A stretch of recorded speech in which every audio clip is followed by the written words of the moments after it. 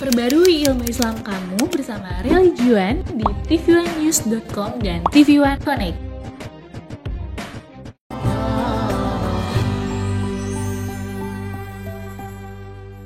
Bismillahirrahmanirrahim. Assalamualaikum warahmatullahi wabarakatuh.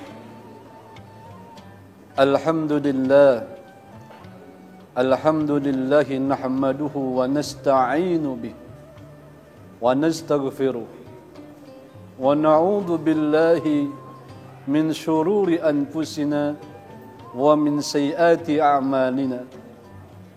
Man yahdihillahu fala mudilla lahu wa man yudlilhu fala hadiya lahu. Wa ashhadu an la ilaha illallah wahdahu la syarika lahu wa ashhadu anna Muhammadan abduhu wa rasuluh la nabiyya ba'da. Allahumma salli wa sallim ala sayyidina Muhammadin wa ala alihi wa sahbihi wa mawala wa la hawla wa la quwwata illa billah. Para pemirsa TV One di mana saja Anda berada, yang kami berharap semoga kita semua selalu berada di dalam pandangan rahmat kasih sayang Allah Subhanahu wa ta'ala. Berjumpa lagi kita di satu acara yang insya Allah penuh keberkahan, yaitu Assalamualaikum Nusantara. Semoga dengan ini kami bisa menebar rahmat dan menggapai keridhaannya Allah Subhanahu wa ta'ala. Dan dalam pertemuan kali ini kami akan menyampaikan satu tema dengan tema hak-hak anak atas orang tua, yang kami beri judul dengan judul Ayah Durhaka. Saudara-saudara yang dirahmati Allah Subhanahu wa ta'ala, menjadi impian bagi seorang yang sudah masuk bidak rumah tangga untuk memiliki anak atau keturunan. Dan begitulah Allah gambarkan hamba-hambanya. Di antara apa yang mereka minta kepada Allah Ta'ala, sebagaimana disebutkan oleh Allah Ta'ala dalam surat Al-Furqan ayat 74. Allah berfirman, Bismillahirrahmanirrahim. Walladzina yaquluna Rabbana hablana min azwajina wa dhurriyyatina qurrata a'yun waj'alna lil muttaqina imama. Dan orang-orang yang berkata dalam doa mereka, wahai Tuhan kami, anugerahkanlah kepada kami di antara istri-istri dan keturunan kami yang menjadi penyejuk hati kami, dan jadikanlah kami bagi orang-orang yang bertakwa sebagai imam atau pemimpin. Begitulah keadaan hamba-hamba Allah Ta'ala yang berharap memiliki keturunan, yang mana keturunan tersebut diharapkan yang nanti bisa melanjutkan nama baik dari seseorang tersebut. Karena saudara, apabila kita mati berkalang tanah, besok yang akan melanjutkan nama kita, yang melanjutkan cerita kehidupan kita, dia adalah anak kita.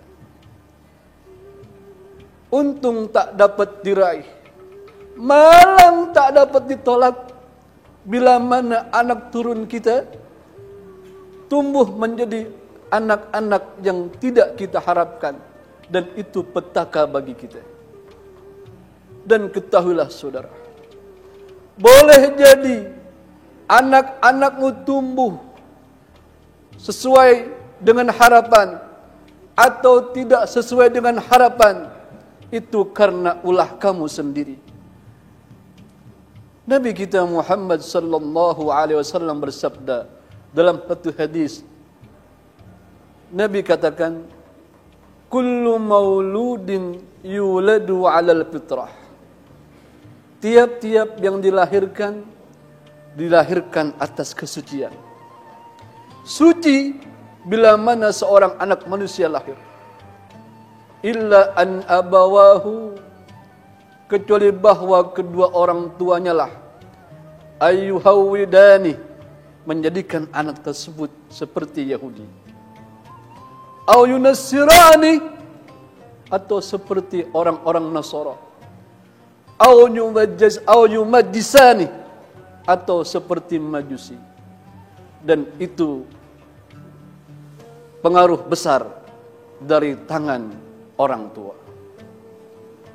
Saudara-saudara sekalian, dan boleh jadi anakmu tumbuh tidak seperti yang engkau harapkan, karena engkau tidak mengenal hak-hak anak kamu sendiri.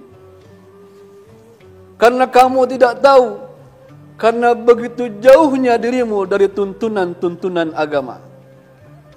Oh saudara, orang sekarang banyak takut anaknya belum pernah diajak ke tempat ini, ke tempat itu, belum diajak anaknya untuk melihat binatang ini, binatang itu. Tapi dia tidak khawatir, bila mana dia sholat, dia tidak pernah mencari anaknya apakah sholat bersamanya. Di saat dia baca Quran, dia tidak pernah tahu dan tidak pernah mencari tahu apakah anaknya bisa baca Quran.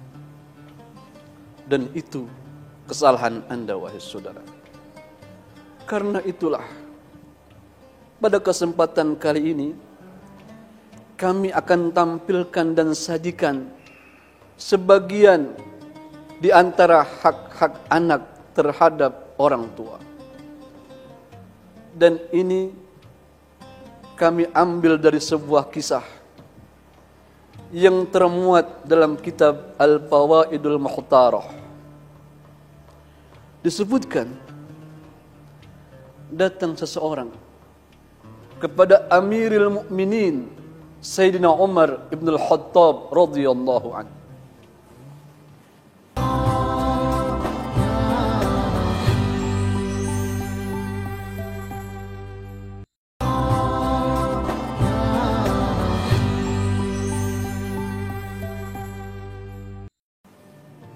Orang tua ini mengadu kepada Sayyidina Umar tentang anaknya yang durhaka menurut dia.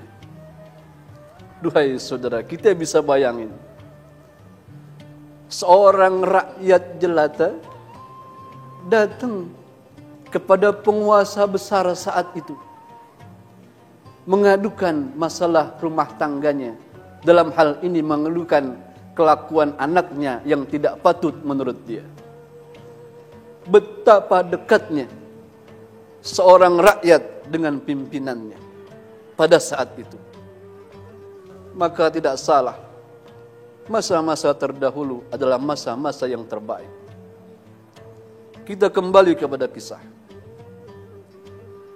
Maka orang tua ini yang datang kepada Sayyidina Umar, yang mengeluhkan kelakuan anaknya yang katanya durhaka, dia berkata, wahai Amirul Mukminin, anakku durhaka kepadaku. Maka Sayyidina Umar bilang kepada orang tua ini, panggil anakmu kemari, bawa kemari anakmu, supaya aku tanya. Dia pulang, saudara, dia bawa anaknya, singkat riwayat. Begitu sampai anaknya di hadapan Amirul Mukminin Sayyidina Umar ibn al-Khattab, Umar bertanya radhiyallahu anhu dengan menyindirnya, wa'atabahu, pakai sindiran, saudara. Tidak langsung dicela pengaduan, tidak langsung percaya Sayyidina Umar. Dia pengen tahu bagaimana jawaban anaknya dengan sindirannya. ayahmu mengadukan kepadaku tentang kedurhakaanmu. Maka saudara, anak ini berkata kepada Sayyidina Umar, "Ya Amiral Mu'minin, lil waladi hukukun ala abihi." Wahai Amirul Mu'minin, bukankah seorang anak memiliki hak-hak terhadap ayahnya? Naam. Iya benar. Bala, kata Sayyidina Umar. Anak punya hak terhadap ayahnya. Saudara yang jadi ayah, biar tahu, saudara punya hak, punya tanggung jawab, punya kewajiban yang harus Anda tunaikan hak tersebut kepada anak saudara. Maka anak ini berkata, "Wa ma hi ya Amiral Mu'minin?" Apa hak-hak tersebut ya Amirul Mu'minin? Yang pertama, Sayyidina Umar bilang, "Ayyan taqiya ummah." Diseleksi ibunya. Maksudnya apa saudara? Hak anak terhadap Anda sebagai ayah. Yang pertama, Anda harus menciptakan rumah tangga yang bahagia. Rumah tangga yang di dalamnya ada kata-kata sakinah, mawaddah, warahmah. Sakinah, rumah tangganya tenang. Wa mawaddah, dan rumah tangganya penuh cinta. Warahmah, dan rumah tangganya ada rahmat Allah Subhanahu wa ta'ala. Coba periksa diri kita saudara, bagaimana rumah tangga kita? Saudara, ulama salaf kita terdahulu rumah tangganya kita ceritakan hari ini. Ada dua kawan akrab. Kita mau cerita tentang bagaimana keadaan rumah tangga terdahulu dari umatnya Nabi Muhammad sallallahu alaihi wasallam, generasi yang pertama. Dua kawan karib ini, yang satu namanya Fudail bin Iyad radhiyallahu an, yang satu lagi namanya Syuraih. Maka Fudail berkata kepada Syuraih, "Ya Syuraih, bagaimana kau dapatkan rumah tanggamu?" Menarik jawabannya saudara. "Mundu isrina sanah lam yu'akkir sofaya." Selama 20 tahun aku mengarungi bahtera rumah tangga, kata Syuraih, belum pernah aku dapatkan di dalamnya yang mengotori kesucianku. Masya Allah, 20 tahun saudara rumah tangga, hidup rumah tangga, belum pernah ada cekcok. Ya Allah, belum pernah ada ribut. Apalagi sampai kata orang Jakarta ngambek-ngambek, lah kagak ada saudara. Apalagi kata orang Jakarta sampai purik, pulang nggak pergi nggak pulang-pulang, nggak ada saudara. Nggak ada saudara. Kok bisa, kata Fudail? Nah, bisa, kata Syuraih. Ketahuilah, sewaktu aku menikah dengan istriku tersebut, fawajadtuha salihah wa kamaliyah. Aku dapatkan istriku itu salihah, baik agamanya, salihah, dan juga kamal, sempurna akhlaknya, luar biasa. Begitu aku dapatkan malam pertama pengantinku, dan aku dapatkan istriku dalam keadaan tersebut salihah, afifah, maka aku solat 2 rakaat di malam pengantin saudara. Aku solat 2 rakaat tanda syukurku kepada Allah Ta'ala. Maka ketika aku salam ke kanan, salam ke kiri, ternyata aku lihat di belakangku istriku ikut solat denganku. Tidak disuruh saudara. Kagak pakai disuruh, kata orang Jakarta. Itu perempuan ikut sholat di malam pertama pengantin.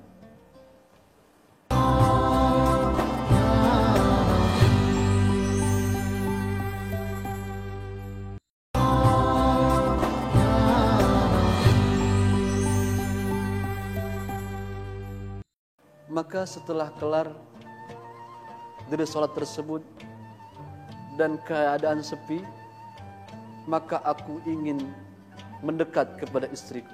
Istriku berkata, "Syuwaya surah. Pelan-pelan ya surah, jangan terburu-buru ya Abu Umayyah, jangan terburu-buru.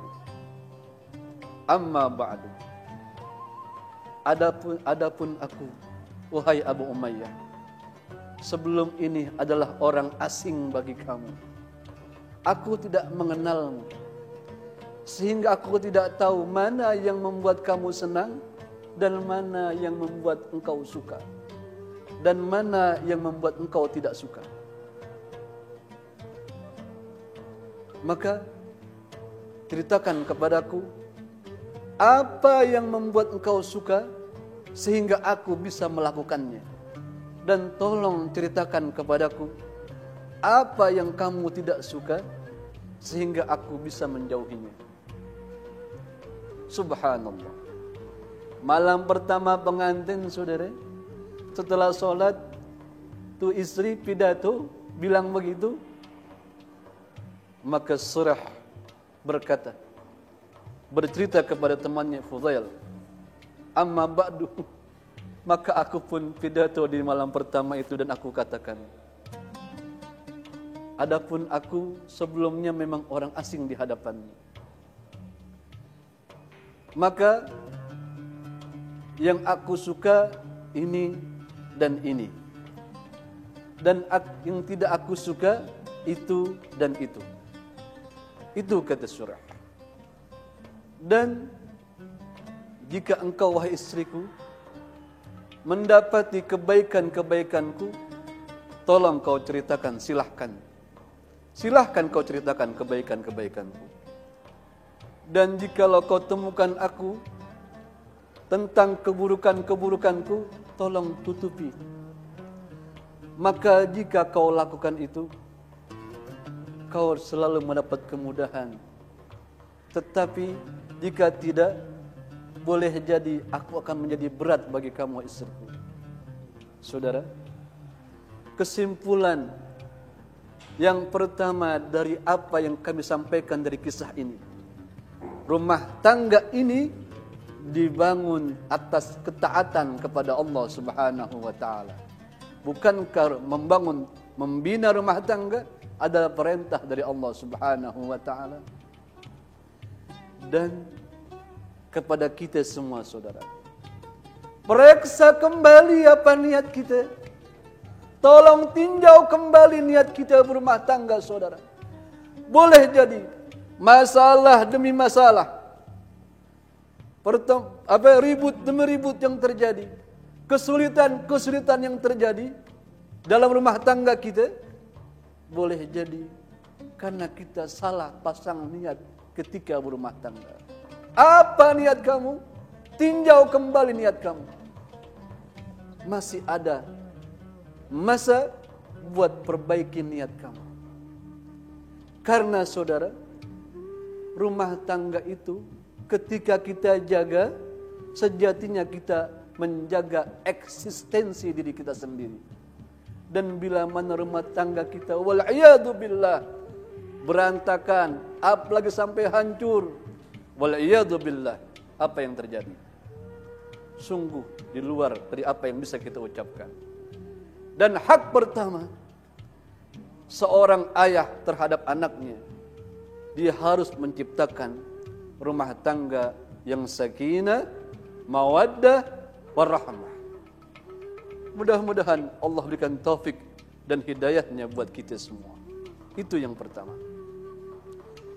Yang kedua, kata Sayyidina Umar kepada anak yang diadukan oleh ayahnya, ayuhassina ismah, kata Sayyidina Umar, diberikan nama yang baik. diberikan nama yang baik. Boleh jadi saudara, ada orang berkata, apalah arti sebuah nama? Oh, tidak begitu saudara. Seandainya apalah arti sebuah nama boleh berlaku, tentu kita temukan di dalam riwayat-riwayat hadis yang sampai kepada kita bahwa Nabi tidak peduli dengan nama-nama orang, tapi sungguh Nabi peduli dengan nama orang. Sampai diriwayatkan waktu Abu Hurairah radhiyallahu anhu pertama kali bertemu Nabi Muhammad sallallahu alaihi wasallam, ditanya oleh Rasulullah, "Masmuka?" Siapa nama kamu? Maka kata Abu Hurairah saat itu sebelum menjadi Abu Hurairah, Abdus Syam. Ismi Abdus Syam. Lalu Nabi bilang, "La, anta Abdurrahman." Engkau bukan Abdus Syam, engkau Abdurrahman. Diganti namanya sama Nabi. Diganti saudara. Karena nama boleh bisa menjadi jati diri seseorang. Kasih nama yang bagus, kasih nama yang baik, apalagi di dalamnya ada terkandung makna-makna doa. Yang ketiga terakhir, wa yu'allimahul kitab. Diajarkan anak-anak itu akan membaca Al-Quranul Karim, bisa membaca Quran. Itu hak anak Anda terhadap Anda.